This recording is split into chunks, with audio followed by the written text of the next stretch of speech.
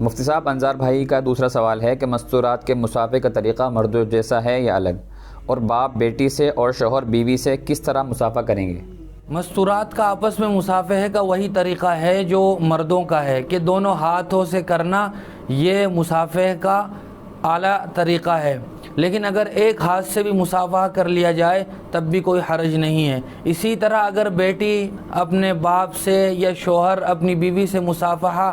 کرتا ہے تو بھی یہی طریقہ ہے جو معروف اور مشہور ہے۔ مفتی صاحب، شاہ رخ بھائی راجستھان سے پوچھتے ہیں کہ بہت سے مصلوں پر مکہ مدینہ کی تصویریں ہوتی ہیں، ان پر نماز پڑھنا کیسا ہے؟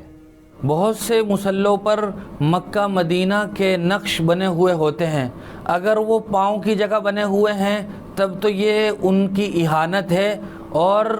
بے ادبی میں شامل ہے، لیکن اگر مصلے پر وہ نقشے ایسی جگہ بنے ہوئے ہیں کہ جہاں سر رکھا جاتا ہے اور پاؤں نہیں ہوتے تو پھر یہ اہانت میں اور بے ادبی میں شامل نہیں ہے۔ اس طرح مصلوں پر نقشے بنے ہوئے ہوں تو نماز پڑھنا جائز ہے، لیکن یہ یاد رکھنا چاہیے کہ وہ نقشے پاؤں کے نیچے نہ ہوں۔